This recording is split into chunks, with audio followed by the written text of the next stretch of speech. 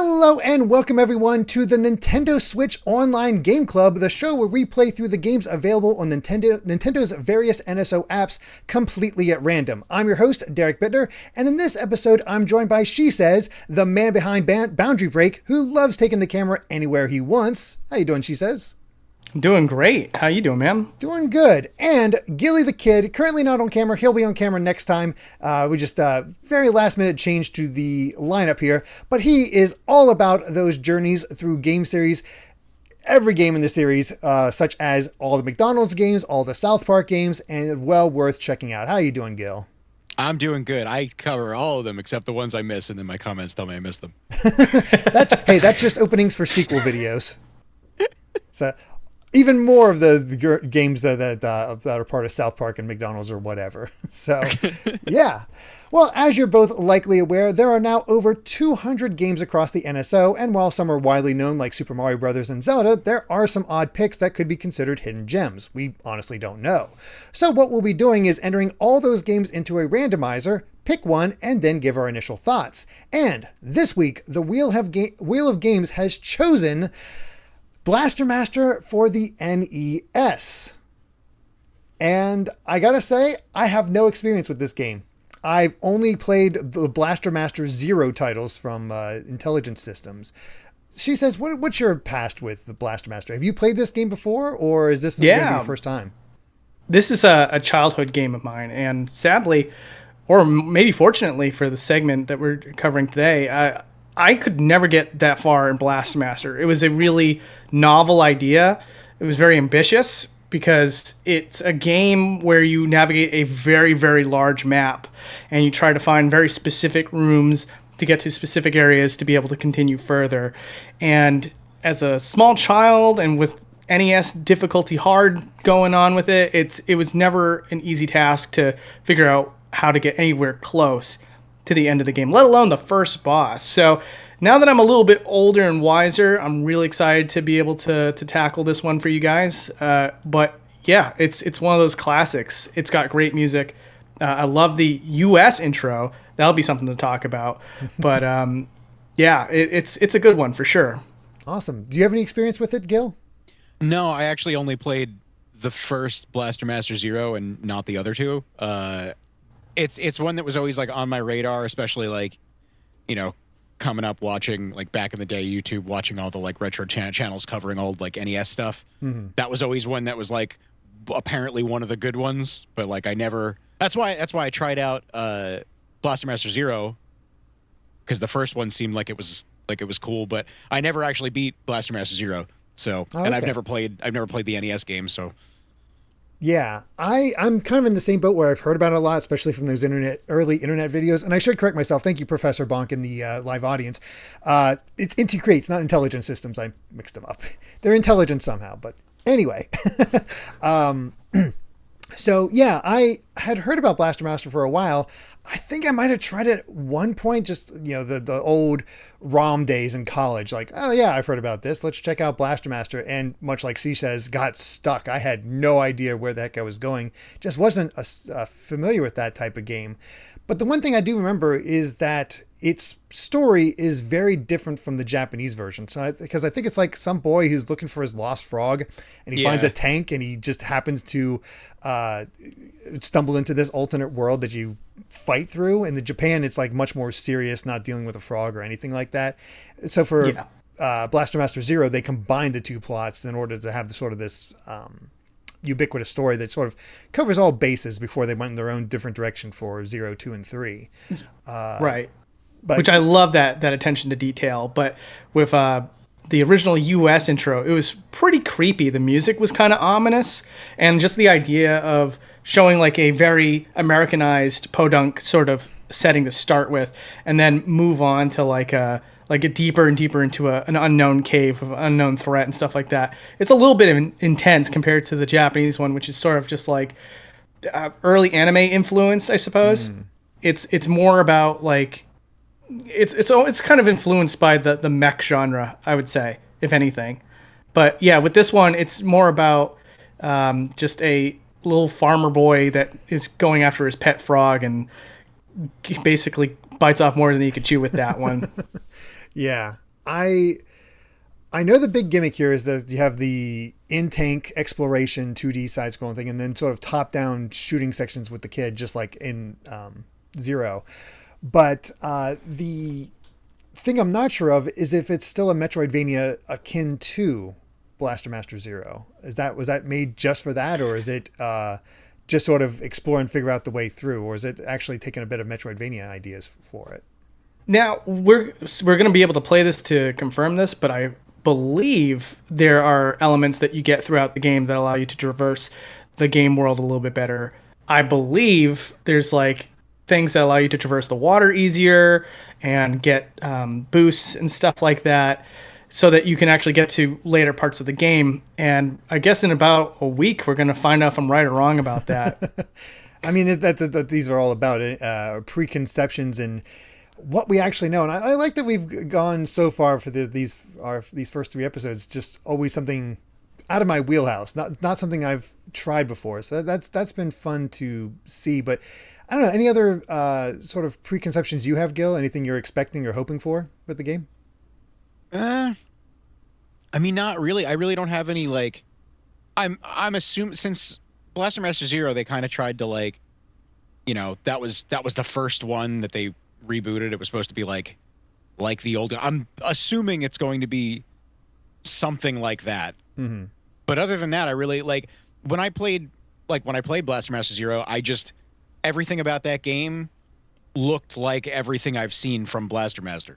Right. Like I didn't have any like kind of idea what looked new and what looked old. To me, it just looked like a newer version of that game I never played. Mm-hmm. So, I mean, I liked Blaster Master Zero, so I'm assuming if that's supposed to be what kind of game it is, I'm assuming it's the same kind of thing. Yeah. Just maybe Well, let me ask you this a little more before. archaic. Yeah, I was going to say, would you say that Blaster Master Zero is like NES hard, or No. do you feel like it's balanced better? It was easy. Yeah, it's not easy. hard. Yeah, Blaster Master Zero No. is not a hard game. There's maybe some challenging elements, but you rarely die in that. So Okay. I end up so Zero I don't remember if I put that down because I like got preoccupied with other stuff, or if I put it down. I might have put it down because I got lost.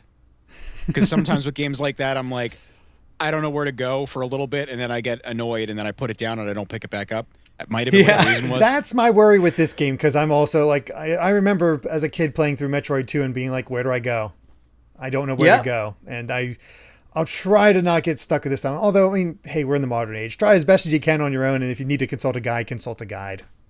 I was going to say, for this one, I'm going to try to enjoy this as much as possible. So therefore, I'm definitely pulling up a map on Google or something like that and just seeing how far I can get with that. Because it's already hard enough as just a combat game.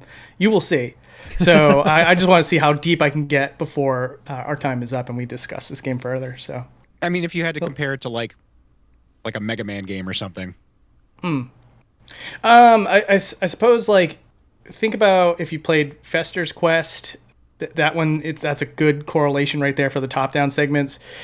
If you're looking for something that's like manageable but difficult, I would say like think about Metroid 1 in terms of difficulty. Maybe it does take a little bit of, you got to adapt for sure. It's manageable. You can work through it. It's just that it's not going to be like one of those things where you just have a natural talent for it. I think it's going to be a little trial and error for you guys. Well, so is it anything like see. Metroid 1 where like Metroid 1's not hard.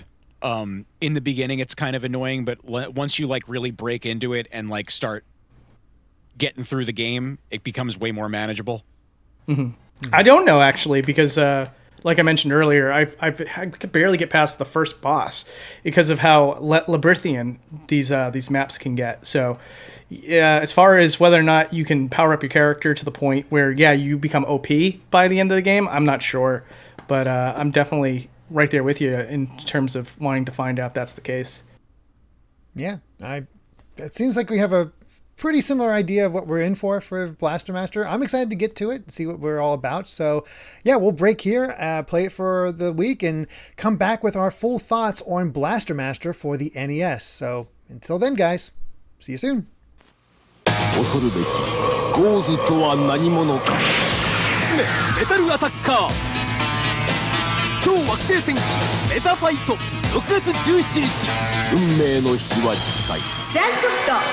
And we're back after a week of playing Blaster Master, and we definitely got a game that showcases that classic NES difficulty, but despite some hiccups, I actually think it's kind of a gem. But I know that's not the shared opinion among all of us. What about the two of you? And let's especially start with Gil, because I know you couldn't disagree more. Poopy. Poopy. I don't like the game. You said it. You said the word. There it is. That's just for you. Thanks, man. I don't like it. It's slow and weirdly it's like floaty but also heavy. If I wasn't abusing save states, I wouldn't have even gotten as like not as I didn't even get far in it really, but I wouldn't have gotten as far as I did because it's one thing if I'm enjoying a game and it's really hard, I don't use save states. But I'm having a bad time and I'm just trying to get through it. And it's frustrating that there's like the iframes are like 1 millisecond. Like if you get mobbed by one enemy and then it's kind of hard to get away from them and they suck like half your health. Yeah, you can easily get just constantly harassed by one enemy, and the game doesn't give you a lot of great tools to handle that situation. Yeah, they're like it's half the size of your sprite, and you can't shoot the ground. Yeah, We're thinking the exact same enemies. Those worm enemies are the worst. Yeah. Yep. The only time you get anything decent to deal with them is if you can get the sub weapons for the tank, which is like either a lightning blast below you, which is horribly inaccurate. You got to know exactly where that thing's going to come out of, or the only sub weapon you should use after a certain point, the homing missiles. That actually takes care of them. But yeah, I get it. I get what the game wants you to do. It wants you to get out of what's the name of the vessel? Oh, Sophia. I'm trying to remember. Sophia, yeah, Sophia the Third. I think they want you to jump out of Sophia and shoot with the actual character, but like you have to be prepared to do that. I didn't either because I'm like to protecting my guy. I don't want my guy, like my little guy, to get shot. I'm staying in the tank. right. But those are the times you're supposed to, like for the mines and the worms, you're supposed to be taking care of it with the little guy because he can shoot like across the floor. But with the worms, they can overwhelm you like crazy. So if it catches up to Sophia, you're out of luck. Like you're either doing a mad dash to try to shoot it with the little guy, or you're just trying to get like reposition yourself. And what's worse, Gilly, is that later in the game, there's red worms that can actually jump up onto platforms. I know. I saw them. Okay. And you know what doesn't help too is that when I was like messaging you guys, being like, dude, I don't even know how to get to Area 3 because the level design it all looks the same. It's like I said yesterday, like it's not quite as bad as like Metroid 1, but it's very much a similar thing. And I wandered around the area I was supposed to be in to get to Area 3 without realizing that I didn't find the exit to Area 3. Like I was wandering in circles. Like I spent most of the time playing it wandering around, wondering what I was supposed to do because I didn't want to use a guide because I kind of wanted to have like the intended experience. Right. So I try to go into that with the same mentality, and I definitely held on to that until Area 3. Even managed to beat the first 3 bosses without having to, like abuse save states. I was like trying to get through this, like, okay, this is hard, but if I manage okay and can get into it or find their patterns, I can get through it. And, we have the unlimited continues, and at least it seems to be, and I didn't let myself die that often after a certain point, but I got to Area 3, beat the boss, and then I was like, okay, where is Area 4? Where do I need to go? And that's when I needed to look up a guide because of the way the areas work. Because it's not like you're in Area 1, go to Area 2, go to Area 3, go to Area 4. No, if you look at an overall map, you got to backtrack to Area 1, find where you need to go from there using the new ability, and then get to Area 4, and then you continue to 5 and 6, then backtrack again, get to Area 2 to get to Area 7, then go to Area 8, get Area 3 to go to Area 8. That is the trickiest part. Once I had that overall map in my head, I honestly found navigating each area not that bad. I thought it was way better than Metroid 1, the little bit I played of that game, and actually knew I could figure out where to go. Like I never had to consult an actual map. The mod for Metroid 1, the hack that gives you a map, is way better. Well, yeah, like, having a it's like map is that's- always better. No, Yeah, but if there was a it's not Blaster even- Master map, that would be even but it's better not than. even. It's not that extensive of a map. It's just a basic map, and it completely makes the game way more playable. And it's not as bad as Metroid 1, but it's similar. Like it's got Yeah. a similar vibe in how you do it, and a lot of the areas do look the same. Like not like each area looking the same, but each section of an area looking very similar. So it's fun. Before we started this discussion, the pre-discussion that we did, I mentioned it has a bit of a Metroid 1 sort of vibe to it, where it's got like a kind of like a heightened difficulty and a little bit of amaziness to it. And with Blaster Master, I do appreciate the fact that the environments are a little bit varied, so like you can sort of look at something and go like, okay, this is supposed to be like this spot that I remember. But there's also lots of areas in Blast Master, to your credit, Gilly, that I feel like are almost intentionally samey for the sake of making it labyrinthian. And it's sort of, there's Well, do you know areas. how many times, like I was talking about with area, not knowing how to get to area 3, I couldn't find that because, like, do you know how many times that I thought I used that door? Oh no! Right. Like, There was so like funny enough, I found Area 4 without any guide. When I got the hover ability, I just thought to myself like, I want to see what's going on, like how far I can hover in Area 1 with those giant walls, and that actually paid off for me.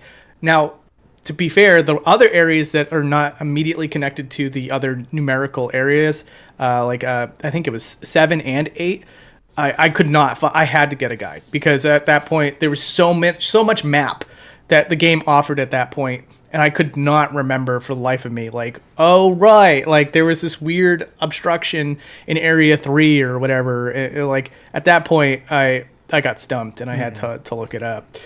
Yeah, I can see the individual maps areas being a little hard to go around in because I forget which area it was. I think it was area 5 or 6 where if you don't choose the right path at the very end, you have a left option that's blocked by rocks and a right option that's not blocked by rocks. I'm like, oh, the blocked by rocks option is probably the way I need to go.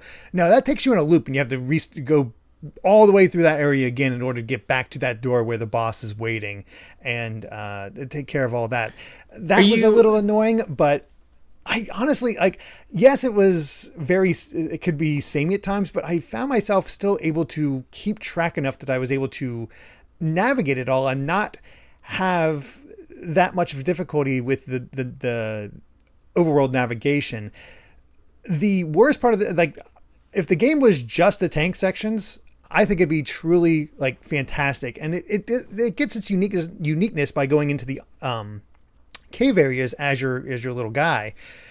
But those sections are the worst. I'm sorry. Yep. The gun sucks. Yes. It is so awful.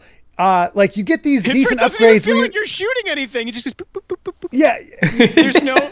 And your upgrades are worthless because they go in every random direction. And like it's either like the first 3 upgrades are fine and then it's all crap until you get the final upgrade where it's like a wave beam that goes through walls.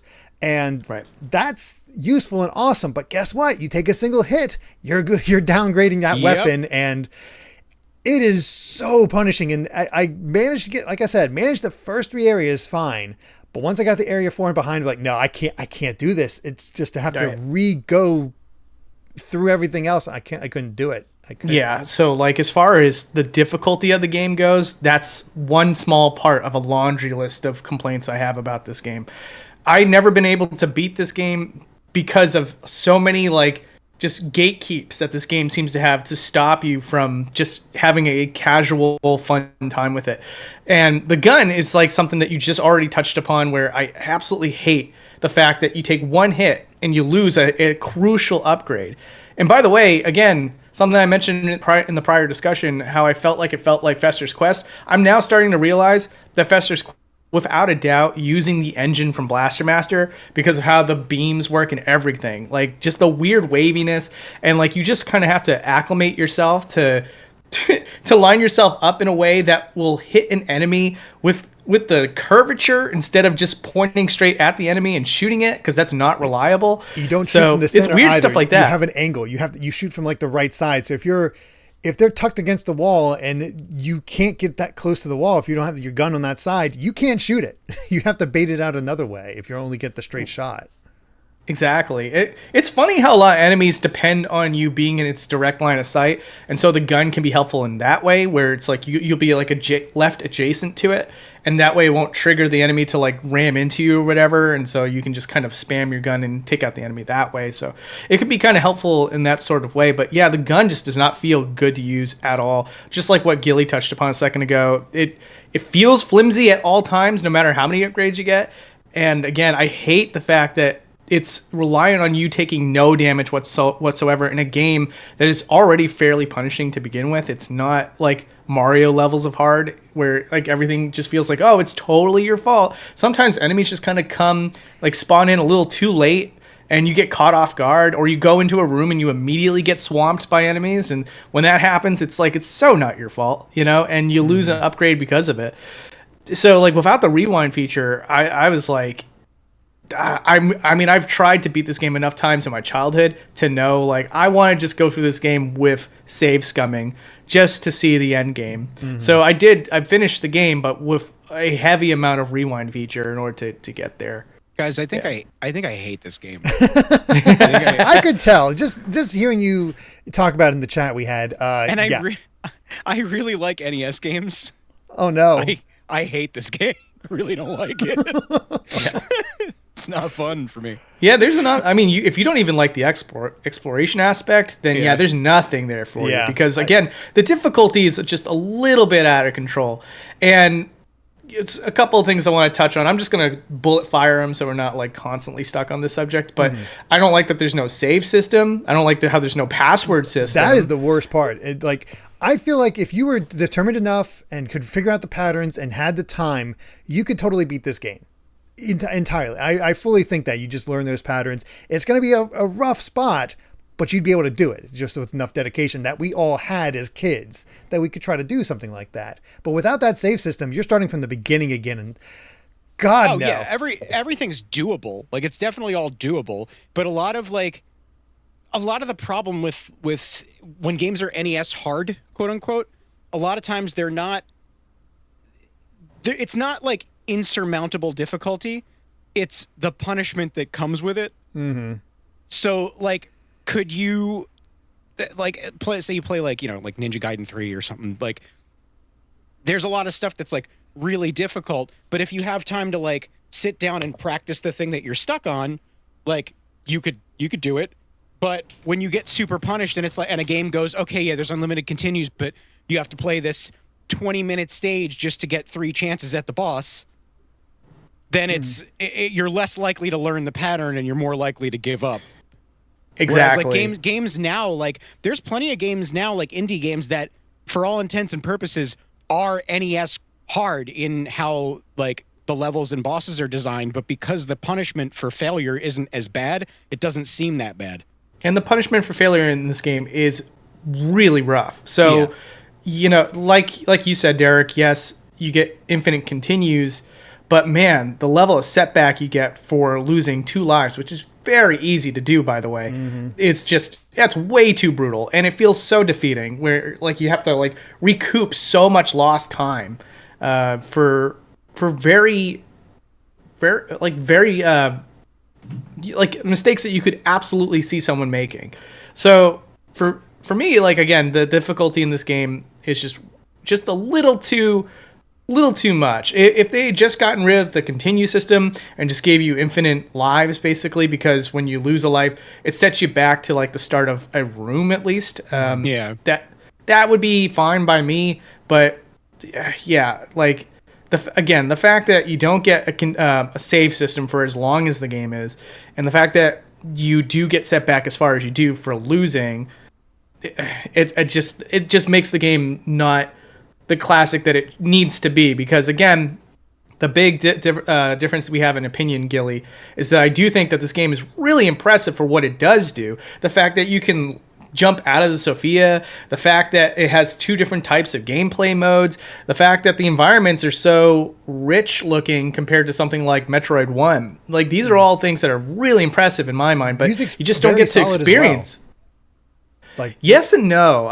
But also it's not. I would be more impressed if, like, I mean, it was an '88 release. Mm-hmm. True. 2 years after Metroid, yeah. But other stuff has come out like a little bit before that. That was a little bit less. Like, it does a lot of like ambitious things, but it's about as archaic as, like, you know, an older NES game. It's like the way I describe it is like there's clearly some really smart people that made this game, but also there was not they were clearly rushing this out or something because they trying to hit that rental market, because that was a big thing for that. It's like, got to make it hard because that's the way things are now, and we got to, like, get those rentals. Yeah, absolutely. You can definitely feel that with this. And but yeah, like the fact that it got ahead of Mario Brothers 3 with vertical scrolling and all that, like, and the fact that also enemies, it has memory for where enemy placement is when they go off screen. So like when you leave and then come back, power-ups too. Like, those are all very impressive things that you don't see in a lot of games. And like, I appreciate that, but sadly it's like those really impressive things for a 88 NES game is just, it's all lost when you just can't, like, when you can't comfortably go through this game that has a lot to offer. I mean, Mega Man 2 came out like a few months later. Well, listen, Mega Man 2, one of those games that does have like respawning enemies and stuff like that. Like, if you go off screen. But the difference is in Mega Man you get. Oh yeah, but Mega Man 2. By the way, I want to make it clear that Mega Man 2 is a classic. I mean, well, that's what I'm trying to say is that, like, Blaster Master is it has more ambition than Mega Man 2, but also it has a lot more jankiness and issues, and like it's not as tight. Like, Mega Man 2 is much tighter. Yeah, and Mega Man 2 is a much shorter game if they played all the way through, and it has a password system. Yeah. So. Yep. So it's sort of like they kind of swap. I feel like Blaster Master isn't a very long game if you're like really good, know where you're going. Yeah, I took a look at a long play. I think it's like an hour and a half, 2 hours. Yeah. So I mean, Mega Man games usually take like a couple hours to beat. Yeah. Yeah. It's just one of those things where that's the idea, is that getting lost and stuff adds to the amount of playtime you have with it. So like Metroid, for example, you could beat in like 45 minutes if you're casually good at the game. Yeah.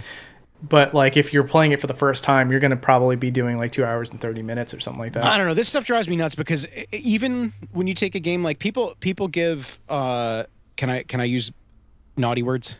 You're allowed one F. No, I was gonna say people give Zelda shit all the time. Oh yeah, that's fine. That's fine. And nobody seems to remember that game came with a map. Right. Yeah, that's true. It came with a map. It wasn't complete, but it was enough to where like it could be like, look, these are the areas you're gonna have to go to, and this is where they are. Yeah. Whereas like, and it that's not what a game like this does. Like, people give Zelda 1 so much shit for that exact thing, being like, oh, it's cryptic and I guarantee you don't know where you're going. Nintendo Power had a guide on this game.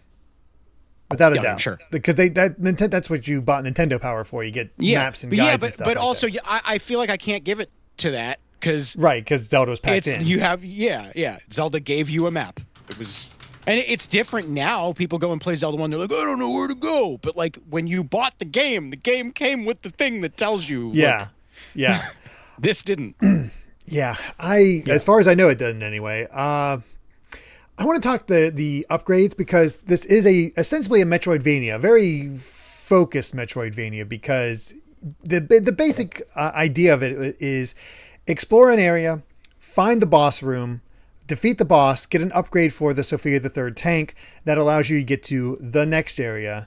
And it starts out very simple. Like, the first 2 upgrades you get are gun upgrades. It's actually kind of surprising that they didn't space out the gun upgrades more, but it's gun upgrades, then the hover ability, then like just a key to get through one single door, and then the Wait, can I interrupt you real quick and Go say ahead. one thing that I just remembered that's drives Sure. me crazy about what you just said. Every time I get to an area, I'm like, I really just want to make a beeline to the boss, because if I can just beat the boss, then I can just move on. Yeah. But I go into all these caves, and it's like, well, you can go into the caves and get some shit you don't care about. Get those upgrades that you lost. I've gone into a cave with more upgrade and then come out with less upgrade because of getting hit by the enemies. It's crazy. And I go in and I'm like, I gotta go in another one. Yeah, I pretty much outsmarted the game where I could tell, like, oh, this path is clearly taking me to like a cave that is not the boss cave, because you got there too soon. So like as soon as I saw it, I just immediately turned and like went in the opposite direction, because I was like, no, this is definitely not it, and I'm not wasting my time in that cave.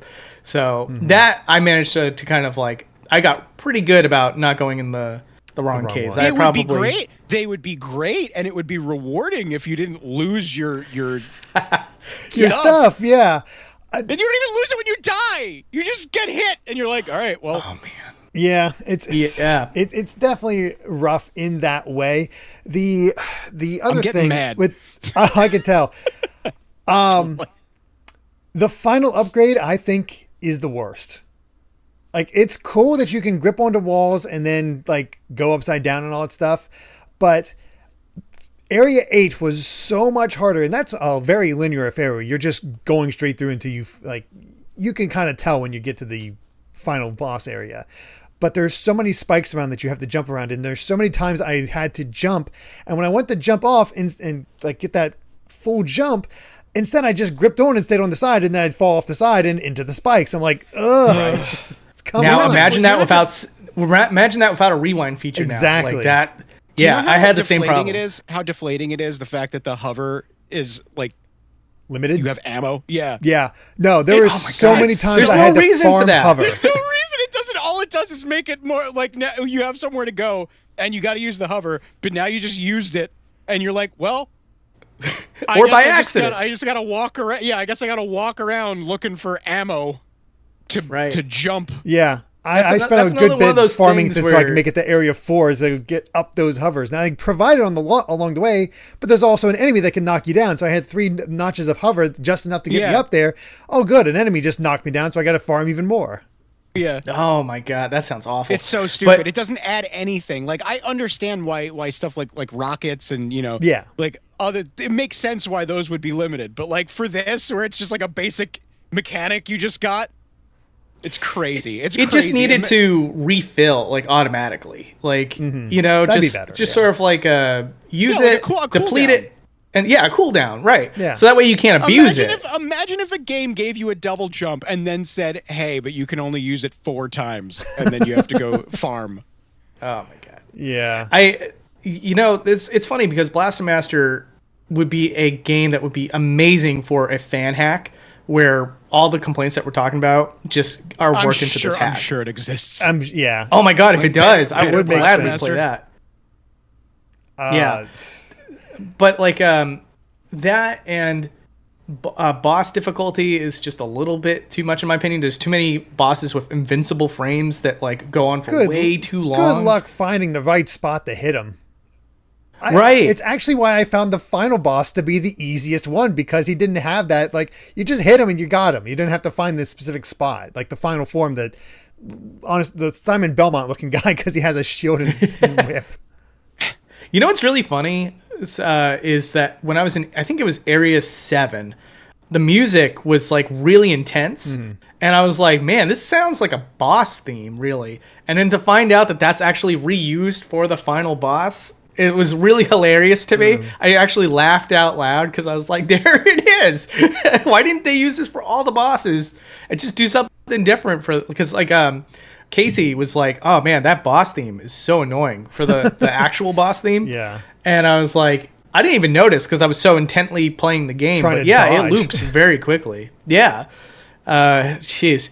But yeah, the bosses are kind of tough. Although I guess you can apparently you can cheat the game by throwing a bomb at the point where it's actually going to damage the boss, and then press pause, and then the damage will just continuously hit the boss while it's paused. Yes, and kill it. Apparently, it only works with certain bosses, though, not all of them. So it's a method that you can definitely use to get through it easier, but it's not always going to help you.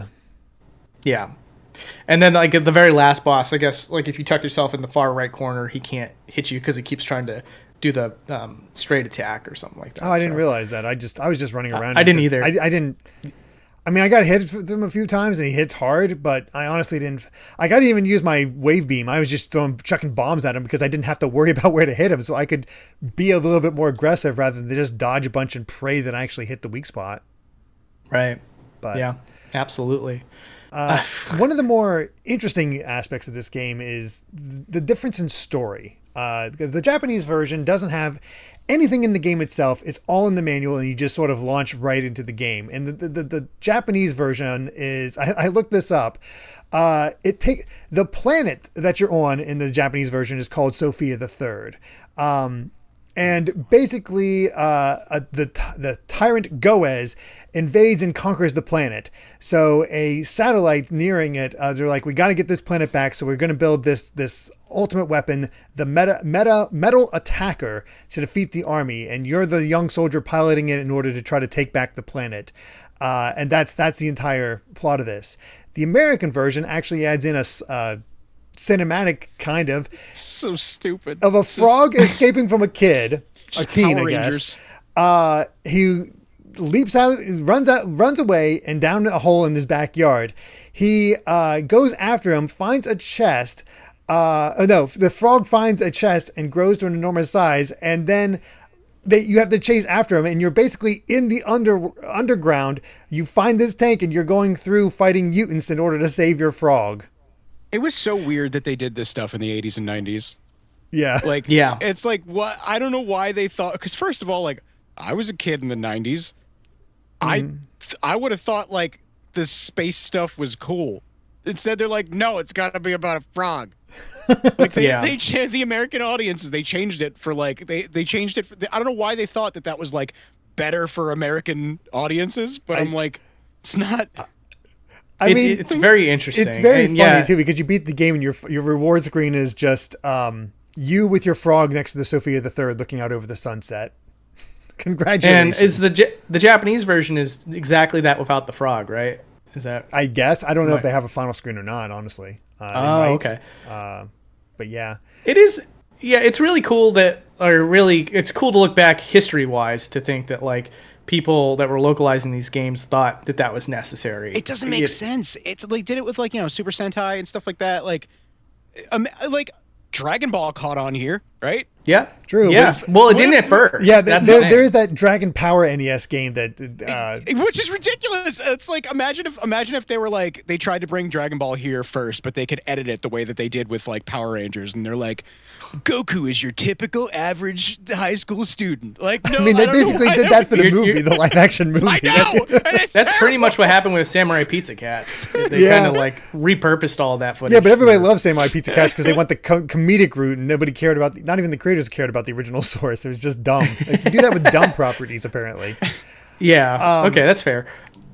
But yeah. Anyways, to the game's credit, though, is when I was a little kid, there was like the music and just the imagery was like really something else. Like the fact that it has sort of like creepy music, like that's kind of like an interesting choice. And then the fact that like you go inside of a cave, like just the idea that like you're in a typical American farmland, and then like you find like a sub level underneath the ground, and then the idea that like this whole biome is happening underneath the ground was something that was really imaginative for me as a kid.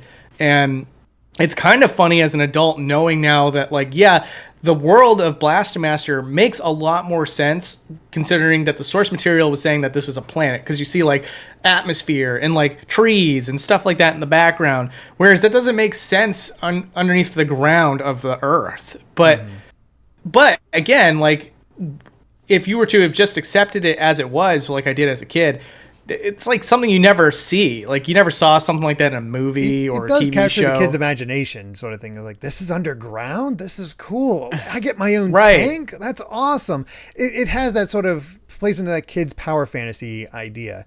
And the thing is, I have my complaints, but I do like this game. I think it is definitely that 1.0 flavor that that you get from your Metroids to your Super Metroid. It's not as good at all. It has its issues, but you can see the basics there, and Blaster Master Zero picks up with these threads and really crafts a game that solves all these issues. Like, you downgrade in Blaster Master Zero, but I never felt like that was like a punishment. It was always plentiful enough that you could get yourself back up to full power or still manage. Like, it didn't feel like your gun was a piece of crap at all times. Blaster Master Zero just really fixes everything and just goes beyond. I remember liking that game. I liked that game. Yeah. I didn't beat it, but I got far in it. I just like fell off, but I liked it. I never complained about that game. So I don't remember it too much now because it's been a long time, but like, they must have done something to it because they probably addressed a lot of the complaints that we just shared in this video. Yeah. I want to play that now, especially after playing Blaster Master on the NES. Yeah. All right, I'll definitely check it out now at this point, because I did, like, again, it's sort of like, thanks to the NSO, I'm able to play this game through the concept of what this game should be. Like, if you were really good at the game and you were at a skill level and an understanding of the game that the developers expected of you, I could see like how great this game could theoretically be. But playing this on the NES, like, even if I like had to go and boot up my NES cartridge to play the same game I just played on the NSO, I would have a substantially worse experience. It would be basically the Gilly experience, where it's just like I can't get very far, everything's just mauling me, and like I can't, how am I supposed to remember where everything is, especially if I'm constantly dying and getting set back places? It's such a stark contrast, because like I like Castlevania, I like Ninja Gaiden, I like Mega Man, like I like games that are difficult for the NES, but this was a slog. Fair enough. Oh, I'm reading through the Wikipedia here. I never realized this because I started using my save states at this point before this happened. There are limited continues. You get 4 continues for this game. Oh man! All right, I'm done. I'm out.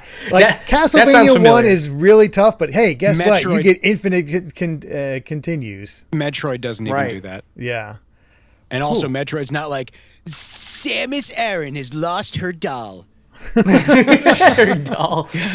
Go into the this brain is stolen her dog. She dropped her doll in a hole in her backyard, and now she needs to go. No. That's Other M. Yeah, there you go. Samus has lost her baby. Oh no. Yeah, but I was just gonna say, wow, limited continues. That's brutal. And yes, like, well, Metroid also has sort of like a weird setback too, just so that we can keep this clear and fair. That like when you die, you just gotta farm health. Yeah, you got to spend a good amount of time farming health and missiles again, and especially because if you're going for endgame, it's annoying, but it doesn't send you to the beginning of the game. Right. Exactly. You don't lose everything. So yeah, but like, the one thing I need to also throw out there was that lightning ability. I tried using it for its intended purpose, which is to attack enemies from below you. But because the lightning bolt literally works like a lightning bolt and can go in various different directions, I hardly ever was able to line up my shot and actually kill an enemy with it. Yep. I'm sorry. I trust me. That's why I just switched to the homing missiles as soon as I got those and just stuck with those the entire time. Shoot out 4 of those, can take out everything. It's like, it was golden. One thing that I wanted to mention before I forget, and it actually is relevant to the limited continues. Now imagine having limited lives, limited continues, and then having pools of red liquid that you could very easily drop into if you're just dropping down, and that thing will pretty much instantly kill you. Like it will take like a matter of 2 to 3 seconds before it drains all of your health from max health to 0. You know what I thought was crazy about games like this that do this? If you take any like especially like old these first person shooters, right, that are notorious for being difficult, like Doom, Quake 2, fucking Unreal, like any of those, they're really hard and they have harder difficulties. It's very difficult. All of those games have save states. Oh yeah, you can save anywhere. Yeah. NES You never can allowed save that. they're literal save states. They all have save states. And they do crazy like bullshit like that where you can fall into a thing that kills you immediately. But hey, save But more you often, can dummy. Yeah, that's it. Yeah, I mean, even I had that happen a few times where I was even just on foot in those cave areas, and there'll be times where like there's no knockback or anything like that, but oops, I pushed the button just this slightly wrong way and into a pit, you're dead. Oh my god! Yes, that's happened to me a couple times. That definitely happened a few times, but the thing is, I think as the NSO is the best way to play this game. Like I think it have a map if you're having trouble finding where you need to go. But if you want to experience it and see where Blaster Master Zero picks up the pieces, I enjoyed myself. I know I've complained about a lot because there's some deficiencies here, but I did enjoy myself. I'm also very curious because they recently put in, I forget how long ago it was, but there was Blaster Master Enemy Below for the Game Boy. And I'm like, what is that like? Because I didn't even know it existed. Yeah, now I didn't really either. want to try that. So there's that. I have no idea what that's like. I'm not going to try it until it comes up for the the NSO for the Game Club again. But even if the game just gave like a password system, maybe the Game Boy version has that. Oh, yeah. I don't know. It does, because I tried to. I just wanted to see, for the sake of this discussion, to see if there was a way to recoup your progress if you shut it off on the NES or whatever. Mm-hmm. And the Google search results started giving me codes, and then I realized, oh, this is the Game Boy Color game. Well, there you so go. It does. That one does. It might be an enhanced version or something like that. I don't know, but according to 112 in our patron chat, Enemy Below is essentially the same, but on Game Boy Color, and it remixes the levels, plus has a password system. So it's not that different, just sort of enhanced in certain ways. But okay. Do we have anything else that we really want to say? Because I feel like we're flogging a dead horse at this point. We're all pretty solid. Hold on. Wait. Oh, I didn't even know about there's Blaster Master Boy. Oh yeah, I had that. And Blaster Master Junior. I did not know about those are any both of the those. same game. Oh, it's the same game. Yeah. But like, so those are actually, what's interesting about those is it's a sequel to Robo Warrior. So it's like, I think it's supposed to be called Chibi Robo Warrior or something like that. And Robo Warrior is something we got here in the US, but you'll find that the gameplay between the two are hauntingly similar, except for the fact that the Game Boy one just looks more like the Blaster Master protagonist, and that's why they got away with that. Mm-hmm. But you don't get to ride in the Sophia or anything like that. It's just a top-down game where you're going level to level and stuff like that. Did you ever play, because I forgot this existed, Blaster Master 2? I just saw this. Blaster Master 2 is an American exclusive sequel for the Genesis. I have not. I knew about this, but I forgot it existed. Yeah, I've played it briefly in my childhood, and it was not the same. I'll just say that. And apparently, it was a game for the Genesis. There's a PlayStation game called Blaster Master Blasting Again. I love that name, Blaster Master Blasting Again. It sounds like a bad movie sequel. Yeah, it really does. Like Dumb and Dumber or something like that. That's pretty good. Is it like, do you see screenshots of it? Does it look similar to the original Blaster Master? I don't have screenshots. I have a cover, which is, oh boy. I'm going to pop that in the live audience. So you can see the cover there. Oh. That looks kind of cool. It's one of those things where it's like trying to go hard. Let me see here. Yeah, it looks very westernized, for sure. Yeah, it feels like it got more of a Western audience. It sounds like. I wonder if it's like, what's that? Oh no! What's that Xbox sequel to that one NES game? Bionic Commando. Yes. Oh man, the Bionic Commando update on Xbox was good. There's Blasting Again. I just put a screenshot in there. And well, Derrick, behind the back. Real quick, just it depends on which Bionic Commando you're talking about, because I think Gilly might be talking about the reboot. And wasn't that bad? You're talking about Bionic Commando Rearmed, which was fantastic. Yeah. Yes. Loved that. Rearmed is fantastic. The actual reboot, overseen by Inafune, no. Right. that one's unfortunate. But yeah, that PlayStation one, I don't know. It might be good. It's clearly trying to take it into the third dimension, which I always appreciate when developers at least go for that effort. Like, I hate games that just stay stuck in the past, like Pac-Man or whatever. Like, I mean, that's not the best example because they had Pac-Man World, but Pac-Man experiments on some occasions. But yeah, there's certain ones that just sort of stick to the same idea. But yeah, well, it's like, what do you do with Pac-Man? Right. Well, I do Pac-Man World, but better. Because they made they made Pac-Man platformers and stuff, and because they've been doing Pac-Man platformers for a long time. But platformer is not where I would have taken Pac-Man. Like, Pac-Man really, it's more like a puzzle game, and like it's like they didn't make a Tetris platformer. I mean, they made the to counter argue an there, adventure game, so they were just sort of throwing things at the wall, I think, with Pac-Man. Well, that's what I was going to say. To counter argue, though, real quick, Donkey Kong started off pretty much very similar to Pac-Man, and now we have like the Donkey Kong Country Returns and Donkey Kong 64. Yeah, but that made more sense because Mario turned into a platforming series, and they pretty much copied Mario. True. Yeah, I'm just saying that Pac-Man could do the same. No, but I'm saying with Pac-Man, it's like no, because Donkey Kong was already a platforming game. You just played as Mario. That's fair.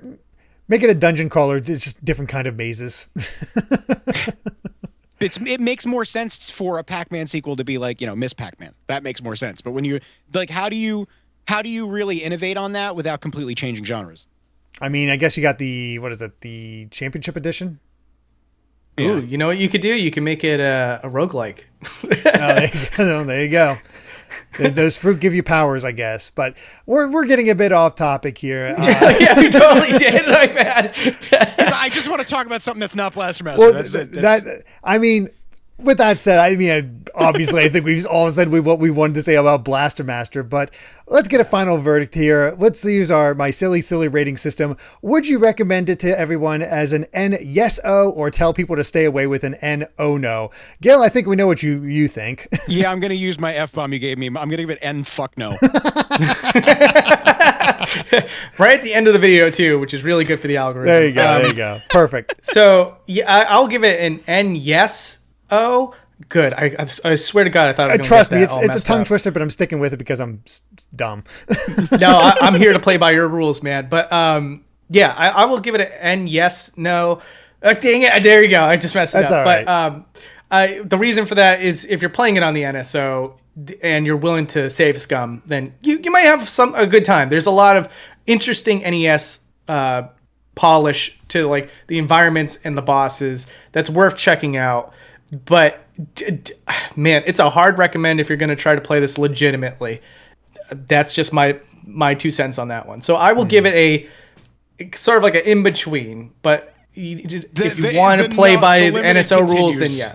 The limited continues is kind of a rough sell. Yeah, I didn't realize I had limited continues at that point, but yes, I would also give it an NSO because like I said, I did enjoy myself. There are some rough patches here, especially if you're playing legit, but thanks to NSO, it's much more playable, much more of a feasibility. You can have fun with this, and maybe not the most rewarding ending or anything like that, but it's fun to go through and see what the game throws at you in the future. It can get frustrating without a doubt, but I didn't find myself having to constantly rewind unless it was against a boss. That's when I found myself doing the backtracking the most.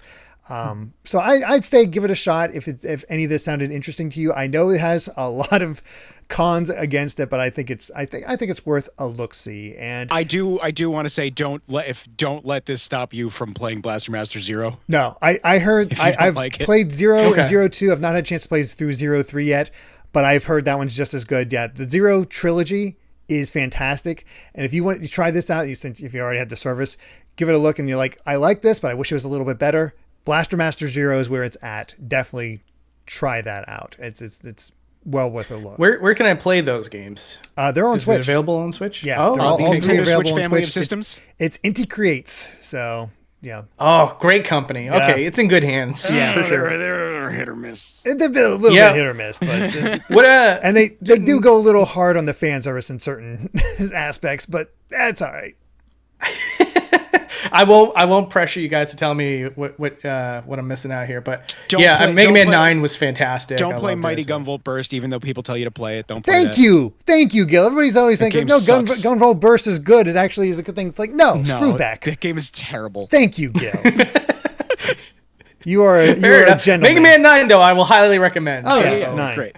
Yeah. But that's what I mean. They're hit or miss. They either make something great or they make something that you think would be great but is not. And I enjoy their Bloodstained Curse of the Moon games, so there you go. Yeah.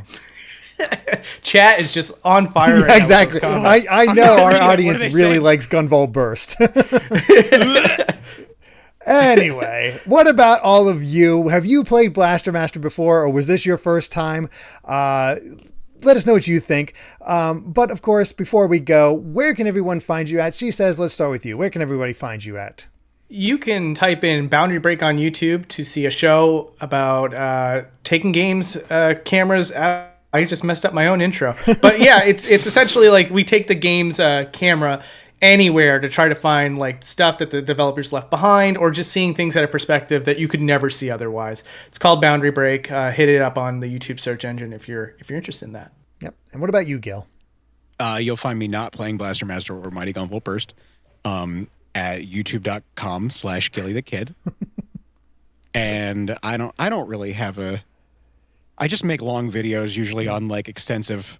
Like I'll play like every game. I'll go through like every game in a series and see how it is, or I'll go through like some obscure stuff. Or he just did a fantastic one on McDonald's. So like all the McDonald's games he covered, and there's some stuff that you would not imagine. That's the only one that sticks out in my mind. But you're not going to go through a Blaster Master all the games. No. I mean maybe just so I can get mad.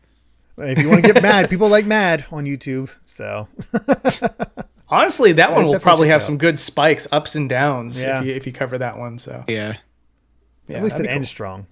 So either way, thank you both for joining me. And if all of you lovely viewers enjoyed this episode, let us know in the comments, and please consider supporting us at patreon.com/gvgaming, which includes our live audience tier, which will allow you to watch Game Club live as it's being recorded, like all of our lovely patrons right here.